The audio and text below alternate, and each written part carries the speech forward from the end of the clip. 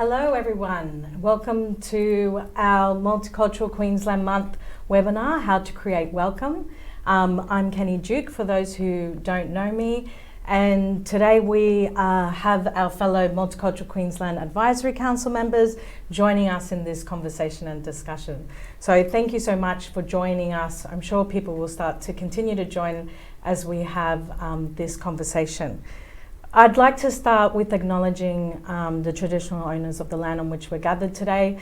So I'm on Yagara and Turrbal lands, and I acknowledge that we are on multiple lands from where you are joining. So thank you so much for taking the time to be here again. I'd also like to just pay respect to our elders, past, present, and emerging. But more importantly, because we're talking about welcome today, it's important to acknowledge that these conversations are so important with our First Nations people. And when we're talking about welcome, we talk about welcome to land, and we will be touching on that today. So it's important that we do this in partnership with our First Nations people today. Again, just to note for those who are joining us, today we're talking about creating welcome. And we're talking a lot about how we make welcome for newcomers, for all walks of life, including migrants, international students, and what it actually means and how do we create it. So we're hoping to have a bit of a fluid conversation with our members. And so we'll go to introductions to each of our members. We also have Tim joining us online. He couldn't be here in person, but we're in the studio. We're going to have a bit of fun, aren't we? Oh. Just a little bit about me. So I've been working in the multicultural sector for a very long time, but I'm originally from El Salvador. My family arrived as refugees many years ago. And I think through that arrival process and through that time of coming together, it was just natural that I end up working in the field, helping other communities settle and join in. So that's part of the work that I've been doing, and I'm currently the Community Connections Wellbeing Lead at SSI. So that's just a little bit about me. I'll go to Faiza. Do you want to introduce yourself? Thank you so much. Hi everyone, Assalamu alaikum, ahlan, marhaba, I'm inspired by Indigenous people wherever I go because they always welcome us in their language. And so I am saying hello in Arabic, marhaba, assalamu alaikum. My name is Faiza and I'm a member of the Multicultural Council. This is my second and probably last term. I wear many hats and I'll probably talk about these hats. I'll unveil the hats as we continue the conversation. But importantly, currently I am an academic, I'm a consultant, I sit on multiple boards, and I just like to stretch myself to understand my limits. Thank you, Faiza. Roselle, I'll ask you to introduce yourself. Thank you. My name is Roselle Tenefrancia. I'm originally from the Philippines and I came here in 2012. So I was a fully grown adult when I arrived in Australia. I also, like Faiza, I wear multiple hats, and I really appreciate the care and the continuing sharing of culture of the Indigenous people of the land which have adopted me. And I think that a lot of the work that I do always acknowledge the differences among our community members. And yeah, we'll be discussing a little bit more of what we do later on. Yeah. Thank you, Roselle. And Tim, I'd love to get you to introduce yourself. I also want to acknowledge the traditional owners of the land we're on, acknowledge that sovereignty was never ceded, and also acknowledge the truth-telling process that's just kicked off here in Queensland as part of the ongoing journey to treaty. My background is as a Chinese, Italian, Australian. I was born in Brisbane. My dad's Italian and my mum is Chinese. And I've got a background in human rights and climate change. I started an organisation called Democracy in Colour, an anti-racism and economic fairness organisation led by people of colour, and now I'm serve on a variety of community and government boards. So it's, again, a real pleasure to be here. I'm very excited for this conversation. I think it's such a relevant and compelling topic, specifically in the tough moment we find ourselves in now. Thank you, Tim. And I just wanted to let everyone know that you can ask questions through the chat function. So you would see on your screen there's 3 dotted lines on the bottom right hand corner, I believe, and when you click on that you should be able to put your question. So we'll be having a few questions to kick off, but you can definitely put some in, and we hope that through the time that we have we'll be able to get through all of them. And again, just acknowledging that Multicultural Queensland Month is full of lots of activities. If you've never immersed yourself in a Multicultural Month event, you need to. You can go onto the website that would have taken you to this registration, and on there's an events calendar, and there's more webinars and lots of conversations still happening before the end of August. So let's kick off with the first question, and so to set the scene, we just want to kind of open it up around how do you create welcome in your culture, and probably just to share with you a little bit that I remember when I was little, and my family obviously spoke Spanish coming from El Salvador, but whenever you heard someone speak your language, you immediately turn, whether it was in the shopping centre, whether it was in the neighbourhood, wherever it was, you mean, did that person just speak Spanish? And that was just a really, immediately you felt, oh, safe. There's someone here that can speak my language. So I think just adding a little bit of that flow of that conversation, just language, how much that can transcend and help someone feel welcome. But yeah, I'd love to go to Faiza first to talk a little bit about how do you create welcome in your culture? What are some of the things that you've learned over time? Thanks a lot. Look, I'm a storyteller, so I'm going to tell you the story of welcome in my culture, and probably that is the culture in all Arabic-speaking countries. I grew up in Sudan, and from a very early age, I became aware of the spaces around me, and in every house I went into there was this room, big, spacious, welcoming room that was furnished in the best furniture, and it was called the guest room. We call it the salon, and it's probably part of the naming comes, I think, from French, and that that's the history of the colonization and so on. But the salon is the guest room. And in every house you go to, there is a salon. And it is the space that is kept closed. For us as kids, we don't go in the salon because we will mess it up. But it's kept clean, it's kept nice, it's kept ventilated. So whenever someone knocks on the door, they are invited in, and they go to the salon, and then you offer them the best that you have. So welcome is part of the culture. It's in the architecture. It's in people's understanding.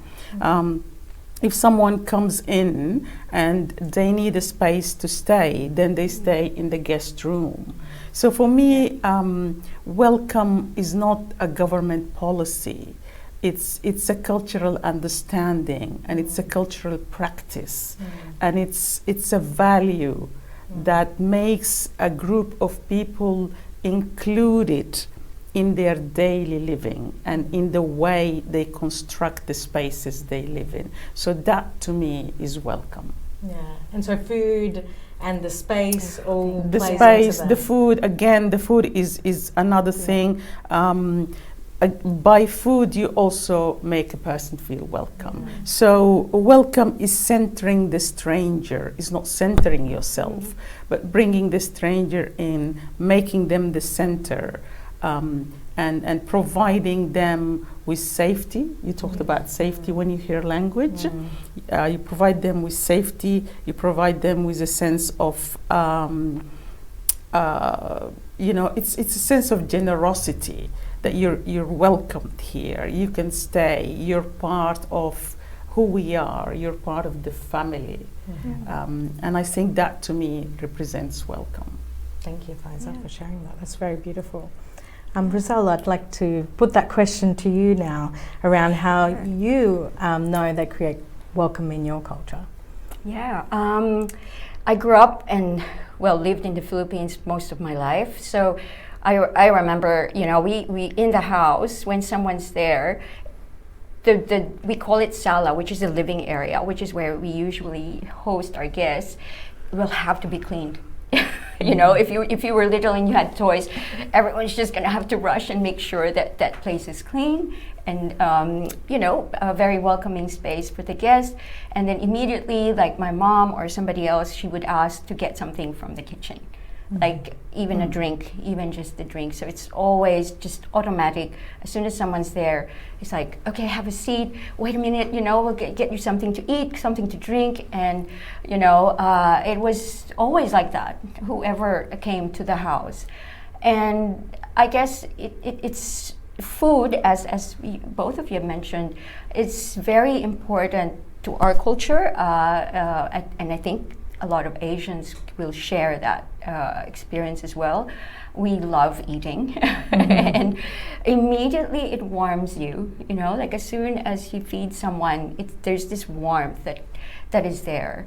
And I guess another part of that is because in my work back in the Philippines, I would work with a lot of indigenous people, and I guess that stereotypical way of having someone in your house and preparing your house for a guest, where I experienced something different, because in that community that I went to, they actually have a separate house for the guests. And as it's exactly the same as the guest room, that no one is allowed to touch that except when the guests are arriving. So we were there on our own, but it didn't feel like we weren't welcomed. We were part of their community, but that's just a cultural thing for them. And of course, it's very different from where I grew up, where I have a room for the guests, but for them, it's actually a whole house that they're going to leave for the guests. And I guess that's those are things that sometimes we have stereotyped certain ways or certain cultures of how they welcome, but there are people or community groups that also have their own way of welcoming their guests. Yeah, and it's just in one country. It's amazing how the diversity is also present within a certain cultural group. That's really interesting, isn't it? And I'm just curious, who is actually normally doing the welcome? Is it the parents? Is it the elders? Just thinking around that. Well, the parents. I think we grew up in a culture where the kids were, maybe stay away until we call you, that kind of thing. To help keep the room clean, that makes sense. And be quiet so we can talk, that kind of thing. I think it's in that generation as well. I think the generation back. That's interesting, because in our culture, it's very different. From a very young age, you understand that you have a responsibility to make people welcome. So when somebody knocks on the door, whether you're 5 years old or 20 years old, you know what to do. You open the door, you smile, and you make the person feel welcome. So that is enmeshed into us. And you know that this, you will keep chatting to this person until you open the guest room, you get them there, and then you run to your mom and say, "We've got a guest." And then you run into the kitchen and you start preparing the drinks, the tea, the coffee, something like that. So even as children, we were part of making the stranger or the guest or whoever it is feel welcome. Yeah, and normally the child, it's interesting because even my children to this day, when we arrive somewhere, when we leave somewhere, when they come, make sure you say hi to everyone. Make sure you say bye to everyone. Of course, Takes time. You introduce everyone in the family as well. But I guess the cultural, the modern day, especially for the Filipinos, it's now more open. I guess when we were growing up, it was a bit more traditional in that sense. But things have changed. Tim, I'd love to go to you. I promise I will not forget you. So I'd love to hear your experience around this. Yeah, I mean, it is funny to see the similarities and differences. I have some Chinese heritage, like I said, and there are many practices of welcome in Chinese culture, but I'll share two examples. The first is food, the great uniter. Like in many cultures, welcome is expressed through the preparation and sharing of food. And I think the welcome is less in the act, the food, but how it's done. The welcome, I think, is in the details. The guest is served first. The guest gets the best portions. There's often more food than can be eaten. You're encouraged to try everything. And there's that gentle encouragement / borderline insistence to eat more, even when you say you're feeling full. And so I think it's in those details where you do feel that care and that warmth.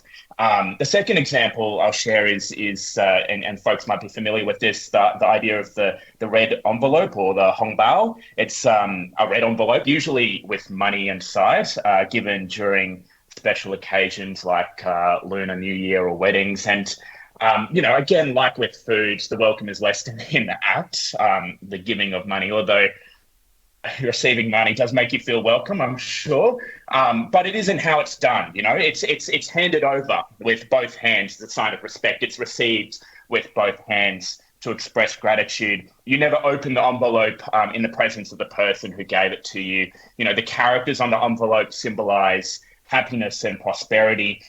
You usually only put clean notes in it. And so often before Chinese New Year, you might see a line outside of a bank full of people who are trying to exchange their old notes for new ones. And the amount in a red envelope never includes the number 4 because the pronunciation of 4 in Cantonese sounds like the word death. And that's obviously not a good omen. So they're just two examples, but I think they're examples that show for me that it's not really the activity that creates the welcome, but how it's done. And the activity is almost an excuse to be in relationship with others and a way of expressing your values, and that the feeling in which that activity is infused with is what creates the warmth and the welcome and the care for that other person.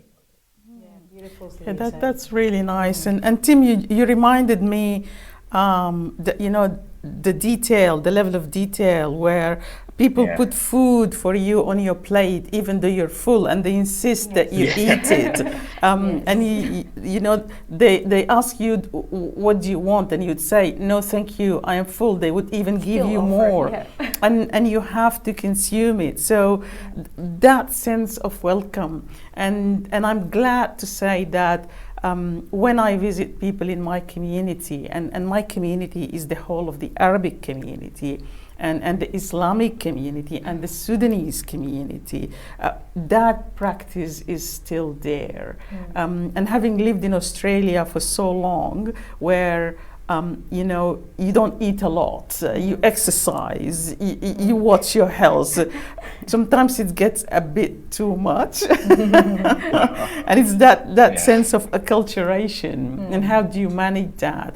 So for me, it's now, how do you create welcome in a space where that detail is probably not as appreciated or accepted or expected as it is in a previous life or in a previous context. Yeah, and I think one of the things I hear a lot from different community members that I talk to is also a lot of times we come from places or villages or whatever it might be in our countries that there's not a lot of movement. So your neighbours tend to be your parents' neighbours, your children neighbours, and then generations stay in the same house.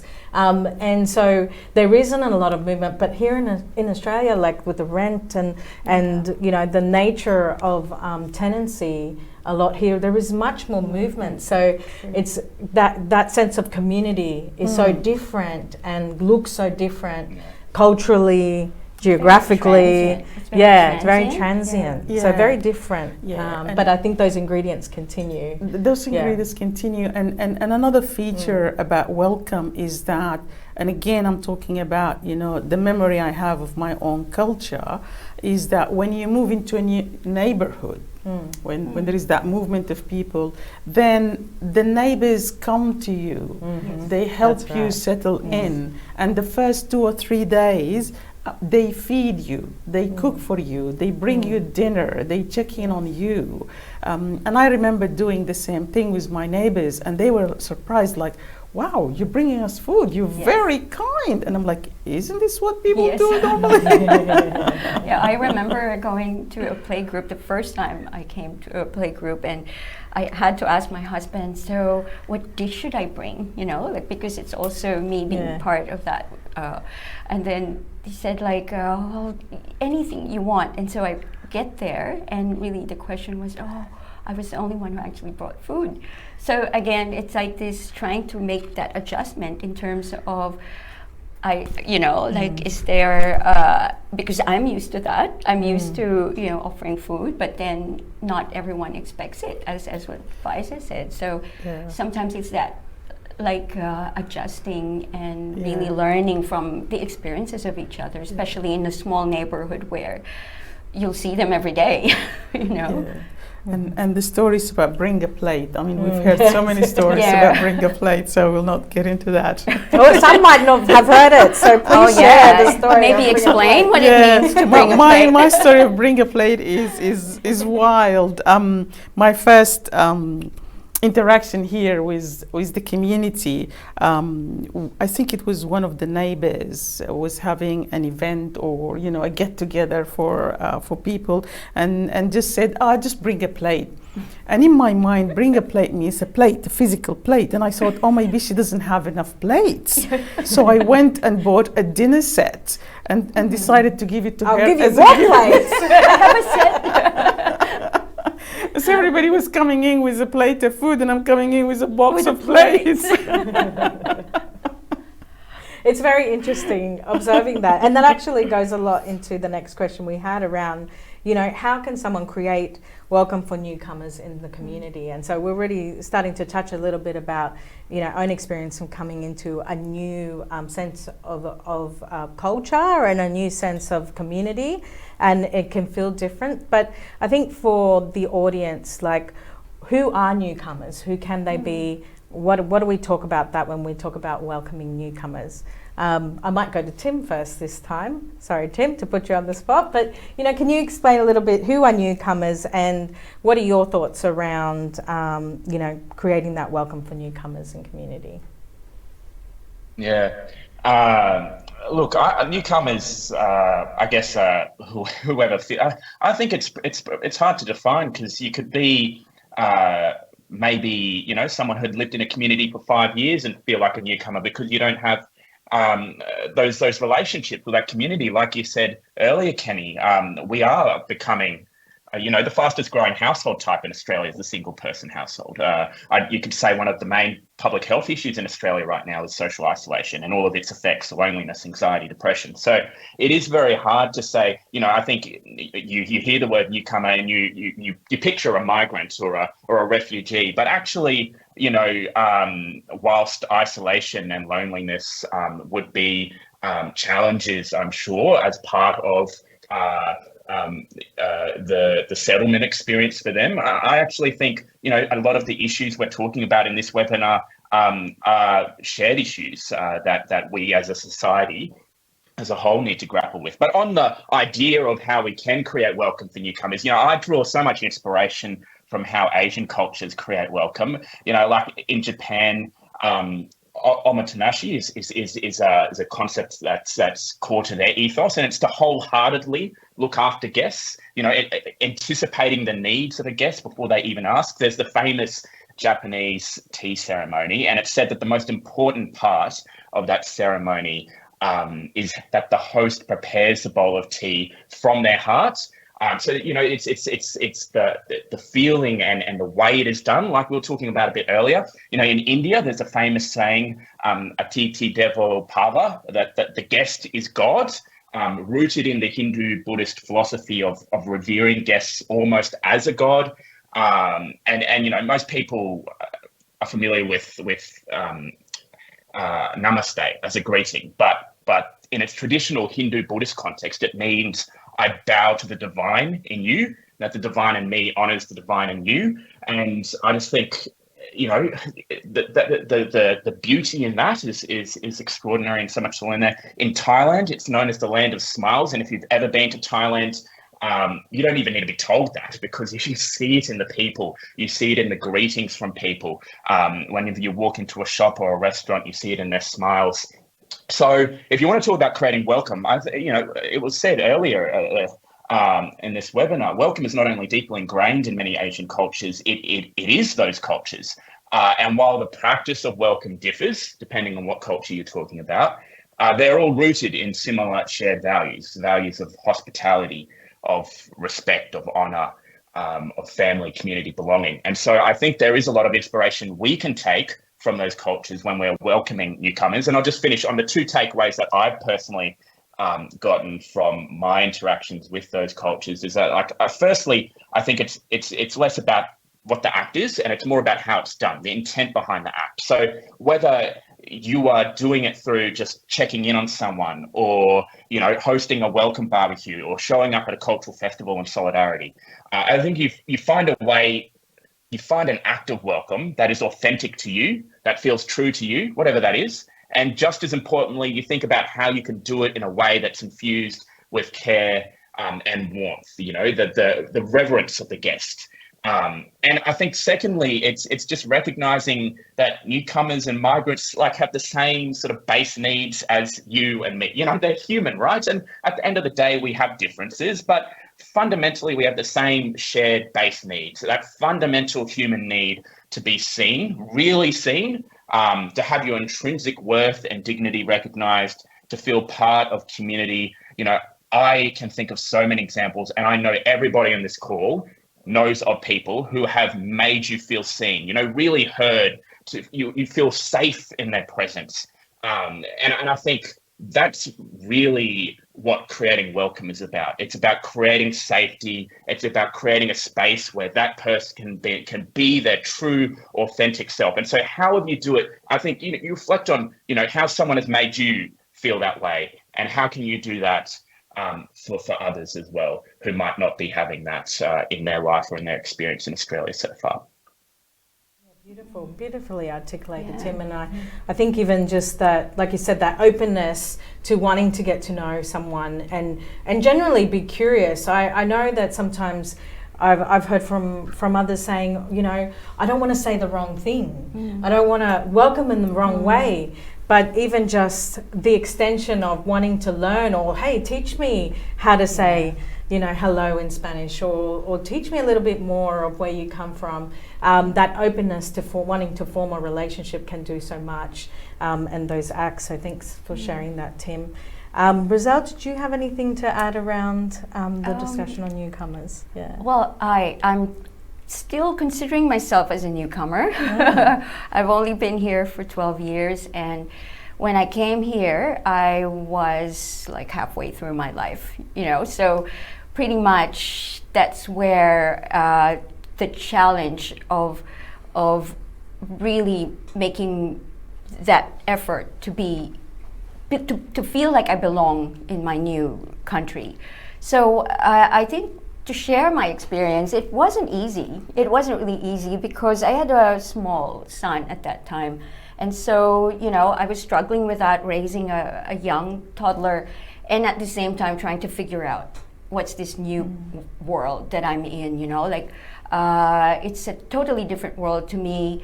Language was not a barrier, but that didn't really help much. It still made me it still intimidated me because I couldn't understand the accent, and a lot of the terminology probably is not very familiar to me, so that was a bit difficult. I was isolating myself because of the fear that I don't know how to deal with, let's say, the other parents. And how everything is going to work out with my child and me and all of that. But after a few years of maybe just observing how everyone is and trying to think that, okay, so this is how you work it out. Like, okay, I've learned how to drive, did my bank account, register this, register that. It became a bit less of a problem, but having said that, I did that by myself. There was no support whatsoever. My support was my husband, and I guess a lot of people would experience that, especially in a whole family who actually moved from somewhere else. And at that point, maybe a few years, I just thought, well, I can't be stuck in my own little bubble and just talking to my son all the time. He's going to go to school soon, and I'm going to have to, reach out to other people at some point. And what I did was I looked for places where I could volunteer. Yeah, because I was curious how Yes. you ended up at a play group. People around me, because the Filipino community, so that's one thing that you would hear someone speak Filipino, and then you sort of like connect with that person, especially if it's in your neighborhood. Then you immediately like, like I live in the area, are you here? And then just, do you have a kid? Do you want to join the play group? So that's how it sort of works. So again, that connection to the language helped a lot.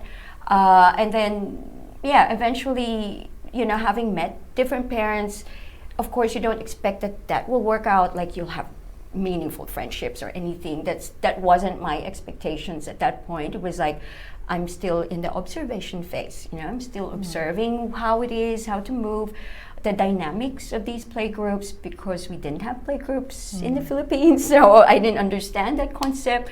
Even bring a plate to a play group again was like, do I like literally bring a plate? Or is it a buffet where I'm just going to put food on my plate? So that was some of the things that I was really curious about. Like, and that helped a lot. And that sort of improved my network. And then I realized there are things I can do. Back in the Philippines, I was an advocate for environmental rights. And then I looked up, Googled, nowadays we have Google, so that makes life easier in a way. So Googled community groups, environmental groups on the Gold Coast, and I found a group. And then I just sent an email and said, is there anything that, I can volunteer for? And then they said, we're actually wanting someone who can develop a newsletter. And I said, well, I can help you with that because I can write, I can edit, I can lay it out basic on it was called PageMaker, so that was like a bit ancient. PageMaker before Canva and all that. For me, it was that moment where when they said, sure, and I said, okay, I'm going to prove myself, that kind of thing, that yes, I can do this. And when they actually asked me when I got there, so do you know anything about MailChimp? I said, no.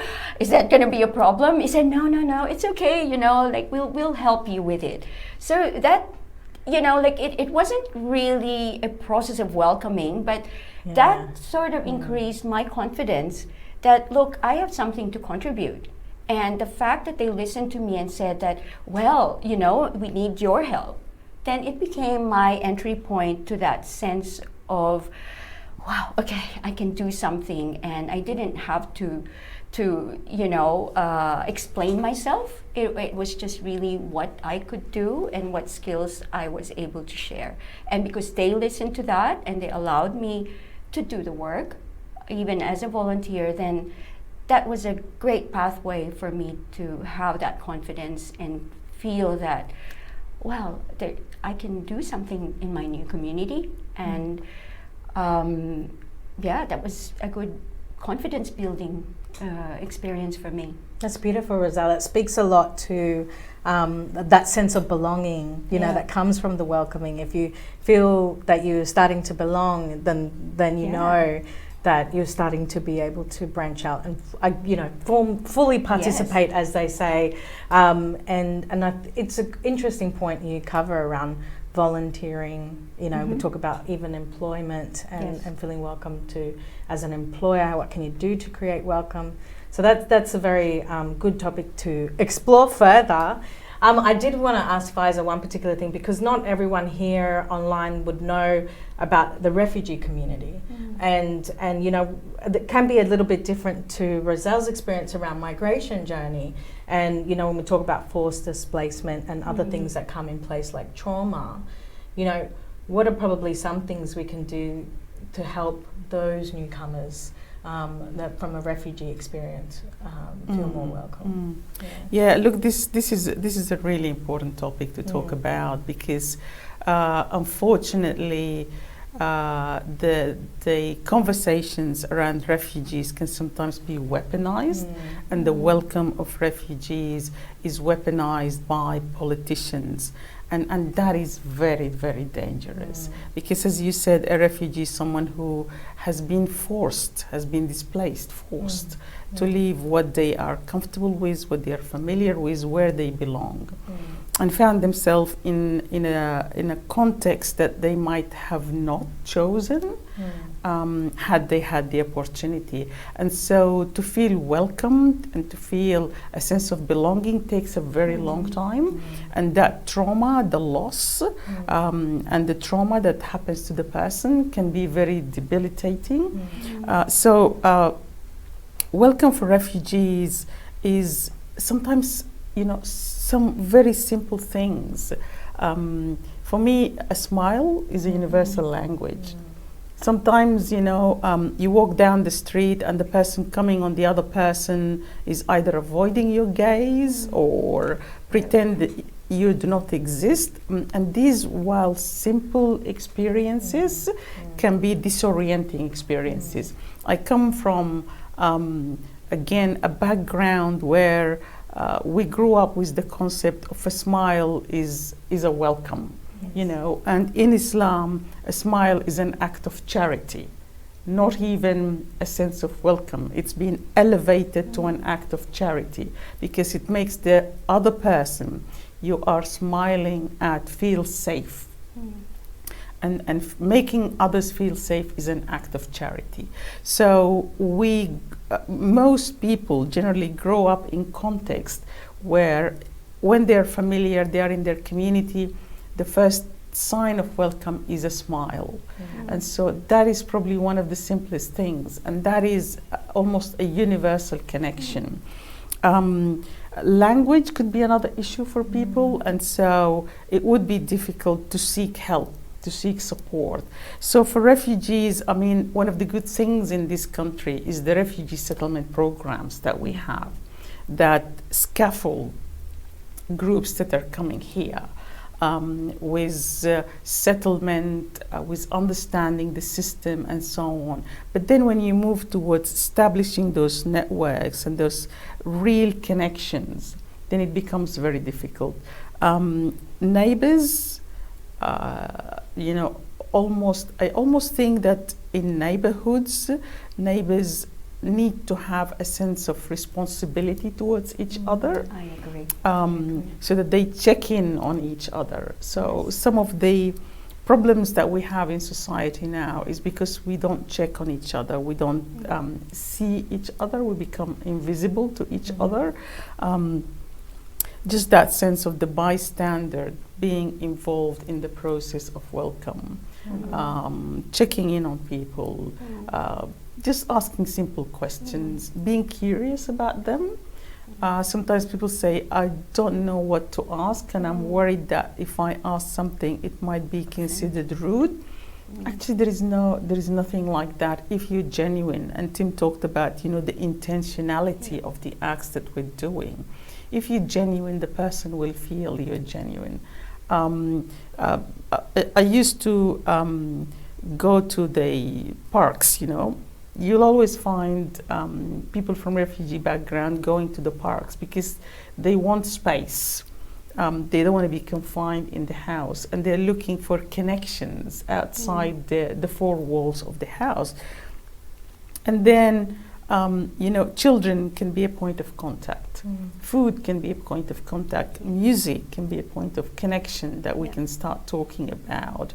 And I just come back to the basic language of a smile. If you're walking and you smile at someone, you probably would make their day. And if you follow that smile by a hello, haven't seen you here, are you new? So I cycle back to the idea of who is the newcomer, or who is, for me the newcomer is the new kid in the class, the new neighbor in the neighborhood, the new employee in the workplace, you know, the new person coming to the country regardless of their culture, regardless of their gender, regardless of their age. We all at some point in time are new to the context that we're in. And to me, genuine welcome is not just for a specific group of people, it's for everyone. And I think as people who come from cultures of deep generosity and where welcome is part of the value system, we also have a responsibility to make others feel welcome in our presence.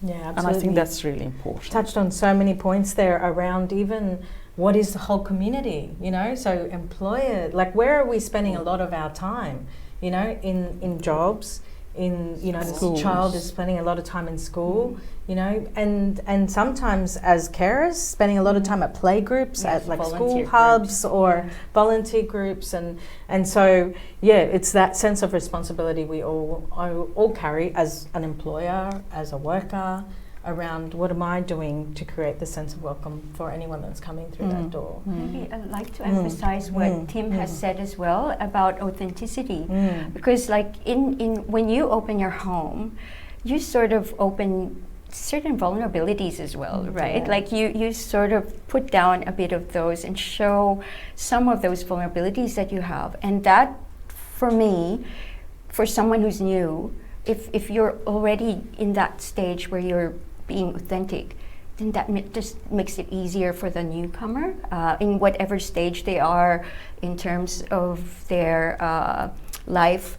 It does make a lot of difference, like the example that Faisal said, that in the house, you know, getting in there, and food as well, because like if you prepared food and as Tim had mentioned about how it is done, it's not so much what it is, it's how it is done, then that's showing the authenticity to the process, and not to welcome, you know, you don't really think like, oh, I want to welcome this and I want to be welcoming. That's not the thought in your head.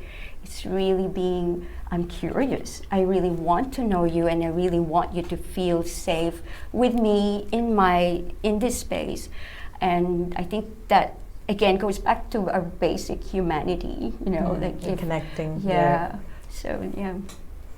Yeah, and I mean, and not probably to turn the conversation negative, but there is also challenges we are seeing in our society, not play out just recently, over time. It can be heightened by media, by social media, the online community we have out there as well.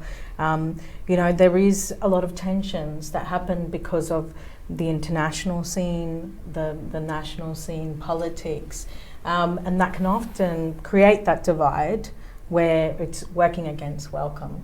And it is sad to see it play out, but definitely sometimes communities from migrant refugee backgrounds, like you said, can become a target, and even different in terms of your faith, whatever it might be, becomes a target. And so that's a challenging part or tension that I think is important for us to also touch on quickly, and how can we help our communities or our neighbours and our friends navigate this in a more positive way? What can we do as individuals to help encourage overcoming these challenges? And it's not an easy question, so we'll go to Tim to kick it off, and then we'll bring it back here. Yeah, but such a relevant question, because I think it's hard to overstate the tension and the hurt and pain that's in the world right now. You know, we've got the worst humanitarian and refugee crises since the Second World War, still in the aftermath of a once-in-a-generation global pandemic. We've got the biggest land war in Europe in 77 years, these devastating conflicts across Gaza, Sudan, Myanmar, and more. And I think people are feeling a lot of pain. And it's at times like these where I think conversations like this one are more important. It's just like in leadership, right? Like they say that, you know, if it's not a time of crisis, it's just management. Like leadership is when there is a problem and when you are called to step up and to support people to find purpose in the face of uncertainty. And I think it's exactly the same thing here when we're talking about social cohesion. So, you know, in terms of how we support folks who maybe have a lived experience of some of these issues that are happening around the world and here in Australia, I think you could refer to a number of the answers we were talking about to the previous conversations around creating space for people to feel safe, to just be heard.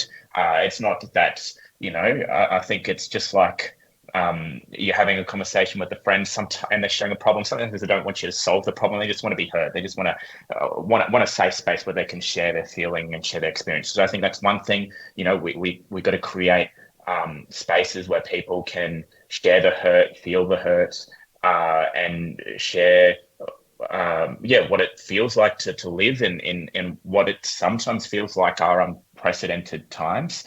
I think solidarity is a really important thing. It's easy to do in private. You know, you can take an example of like a sexist or racist joke and you checking in with the person after the moment. And that's useful, you know. Are you doing okay? But what's also useful, if not more useful, is acting in the moment, solidarity in public, and saying, hey, that's not all right because of X, Y, Z. So, and if you don't, you know, that can be scary, but like there are tools and frameworks. There are lots of bystander intervention trainings and courses you can do online, you know, in person. I'd recommend you do one. It's just a helpful, you know, skill set and tool suite to have. When you do see whether it's a racist or sexist, you know, component of which that always exists in society, but is exacerbated in moments like the one we're in now, to know what to do to de-escalate, to actively support the person being targeted in the moment, as well as afterwards in the aftermath. I think it's about leveraging your privilege. You know, we all have privilege in different ways, whether that's around gender or sexuality or ethnicity, or visa status, etc. And some areas we have less privilege, others we have more. But whether that's your resources, your relationships, your reputation, your voice, there's almost for all of us something we can leverage to support, not just support someone practically, but also hopefully try and dismantle some of the systems that are the driver of the problem that person is experiencing. And I think, you know, Pfizer talked about this a little bit earlier around the weaponization of you know, feelings around refugees. I think this isn't about being political, but it is really important to hold leaders to account. Whether they be political, business, community leaders, those who choose to peddle fear, those who choose to be merchants of hate and division, and those who choose to see opportunity in our lowest moments, that needs to be called out because that's not leadership. And those who decide to make that their modus operandi, they have no place in public discourse and public life. And I think it's incumbent on all of us, whether we are in a formal position of leadership or not, to make sure that in moments of tension, that we have folks who are working towards solutions, who are working towards, you know, creating feelings of welcome. Because, you know, this is a webinar about welcome, but I can tell you that there is nothing that makes you feel more unwelcome than seeing on your TV screen, on the front page of your newspaper, somebody who has been elected to Parliament or put in a position of power in a company, or who has a media platform, seeing that person use your community, use your pain as fodder for their own self-interested ends. That makes people feel unwelcome. And so, you know, we can talk about all of these individual actions and tactics we can do to create welcome, and they work, but they pale in comparison if we have leaders who find opportunity in despair, and who rely on division and fear mongering to get ahead. So it's really incumbent on all of us to call that out when we see it, and just as importantly, to raise up leaders who do the opposite. Tim, you can see why you're on our advisory council as well. And I want to touch on that as our role as advisory council members. And you talked about the system. We're always, we're the ones that come with those tough questions, often to different levels of government or different departmental, around inclusion, around, the agenda around inclusion, around the agenda of making sure that they're creating welcome in schools or wherever there are different touch points of the system, how we making this system work better for our communities and not against our communities. And that means that sense of cohesion.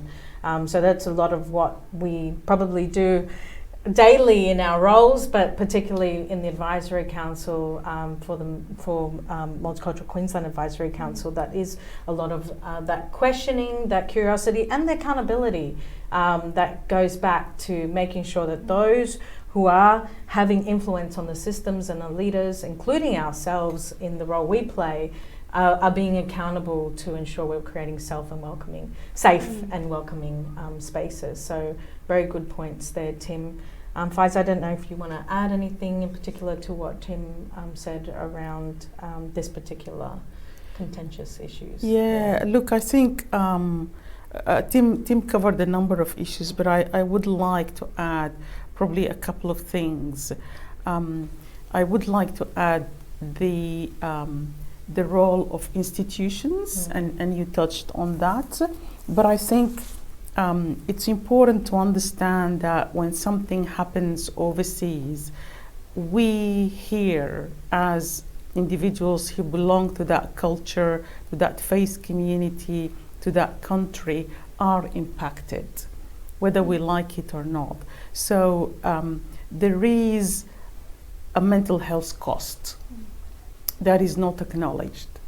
We are expected to wake up in the morning, there is a war in my country, my people are dying, I'm expected to wake up in the morning, dust myself up, go and produce at the same level of productivity as the next person who has no worry in the world.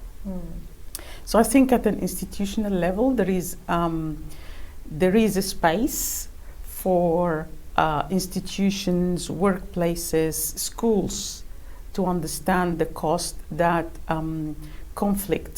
overseas conflicts have on the individual, which is not happening. We talk about workplace inclusion, but that is not about, translating resources or anything like that. That is about understanding the context that people live in and how we can enable them, support and scaffold. So that's one aspect of it. The other aspect is at the individual level, and sometimes it happens without people understanding that if I am affected because of what's happening overseas, because of the tension, because of what politicians have said, some people will reach out to you. But reaching out also has an etiquette and a protocol. You don't reach out to me so that you could unburden your emotions on me. I am already burdened. So sometimes it's done in good faith, but the person would come and download their emotional burden on you. And I find myself going, no, it's okay, that's all right, you don't have to worry, I am okay. So understanding boundaries and understanding that when you reach out to people, it's not about you. Again, it's centering the other, not centering yourself. We come back to the idea and to the concept and to the values of welcome and the generosity that allows us to center the other and not to center ourselves. That leaning in, sometimes it's opening the space, just enabling the person to have that space. And I also want to concur what Tim talked about, which is the leadership at the top. it is really important that the leaders do not muddy the water in times of conflict or in times of tension, because the young person going to school is impacted by what a leader can say. And I know that more recently, some of the African kids were too scared to go to school because politicians weighed in on incidents that happened in the community.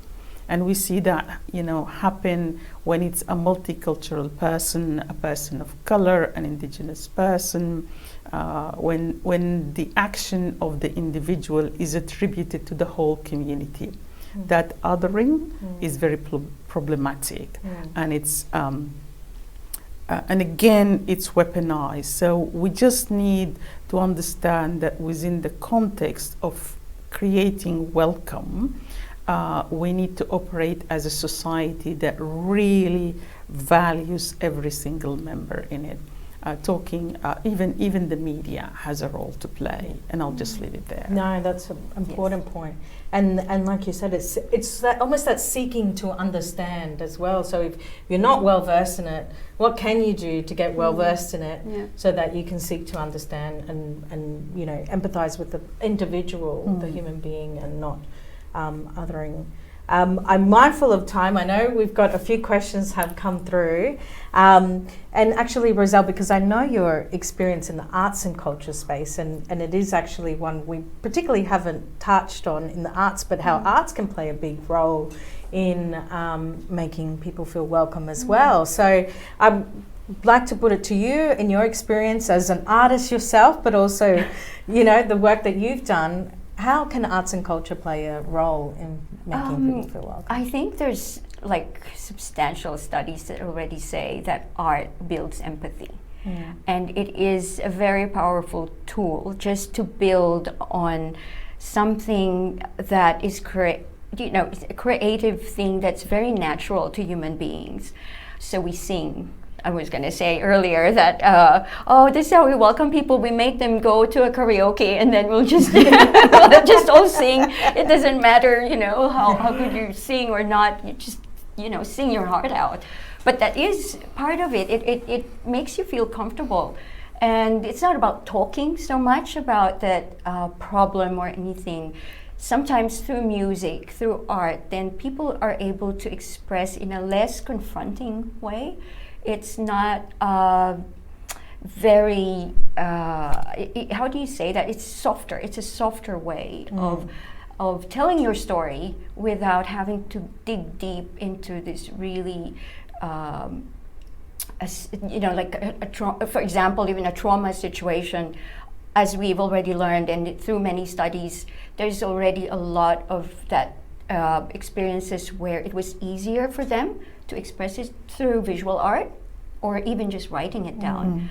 So again, in my experience, it's just a way of people to communicate. It's a different language. It's another language altogether, and same thing as a smile, it's universal.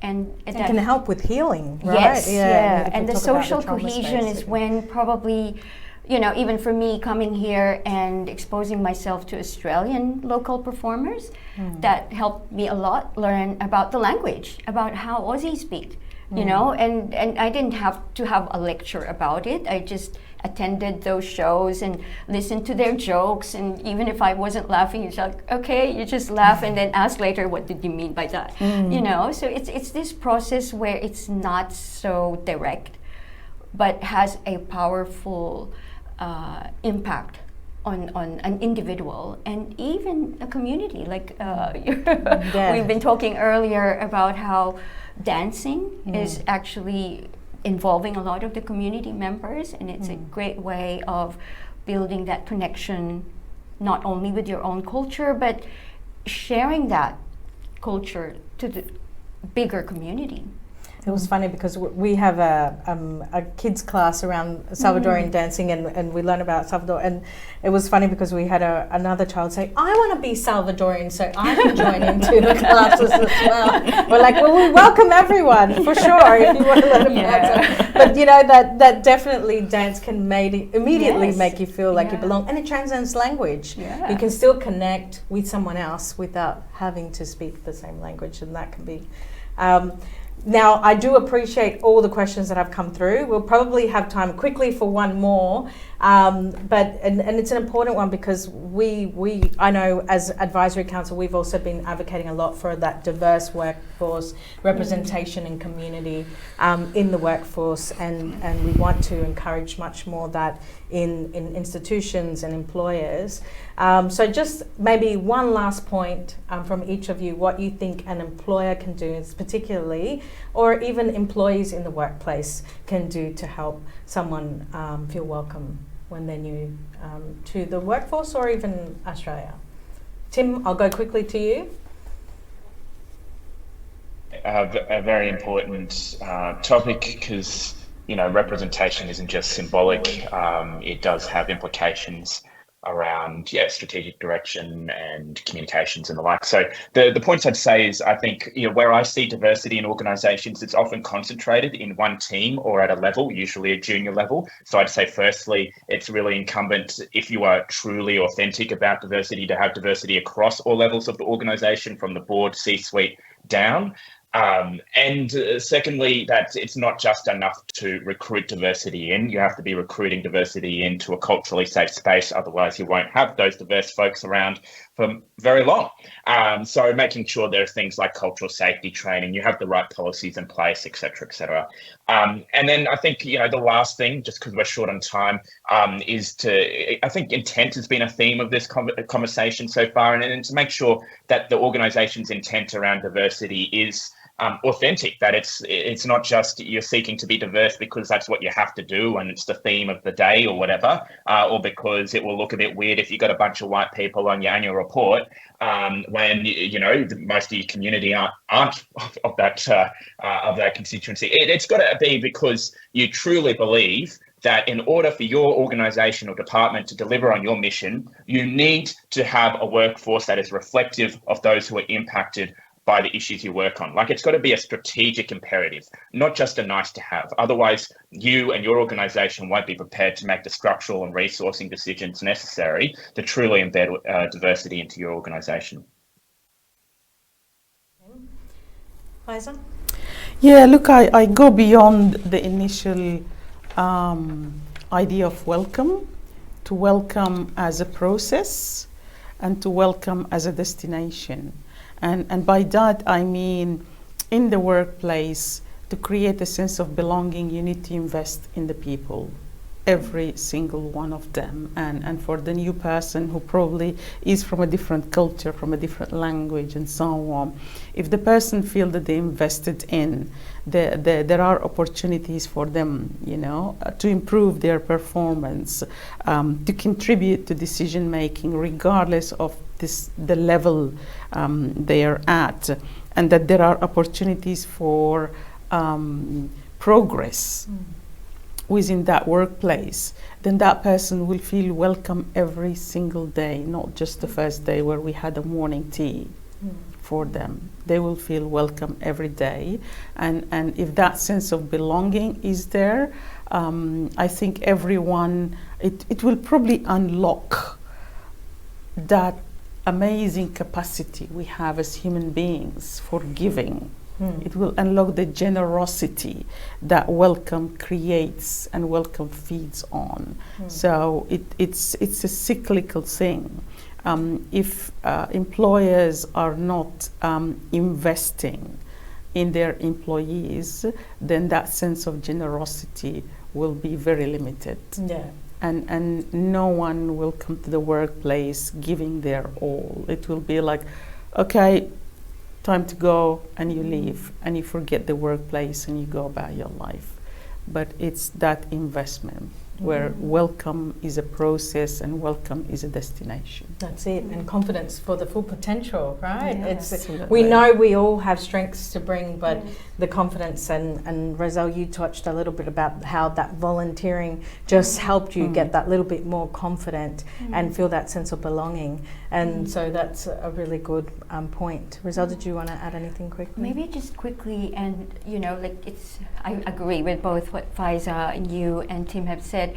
I think the new concept of co-designing is very important in a lot of employment situations, because if you look at your demographic within the workplace, it's the potential is there because those people who are already in your organization can say something and can contribute to creating a policy or a program that they feel that they can actually be part of. So it's also part of that contribution of the people who are already in the organization, and letting them feel that they can contribute to the diversity, equity, inclusion, and belonging policies of the employment of the employers or the business or the organization. So co-design is already like having, welcome here, let's talk and let's have a chat on it. Let me hear what you're saying. Is this going to be effective for you given your background? Do you think this will help? Things like that will be part of a process, as you have mentioned. Absolutely, inclusion in decision making. Yes. Regardless of who the decision is going to impact. Yeah. And we often hear, is particularly if it's a decision that's going to impact me, I want to be even more involved. Absolutely. Help me, tap me in, involve me, and we hear that a lot from particularly our young leaders. Thank you. That's all we have time for today. I hope there's lots of gems you can take away. We encourage you to share some of these gems and actions with your colleagues, with your friends. I'm sure there'll be a recording of this webinar available as well if you missed out. If others missed out, please share it with them. And we encourage you to continue to be part of Multicultural Queensland Month. I know we've had some amazing speakers. A previous Advisory Council member, Giri, I know, has got an upcoming webinar as the Race Commissioner. So it's really exciting to have these discussions. Thank you again for taking part, and happy Multicultural Queensland Month. Thank you. Thank you. Bye-bye.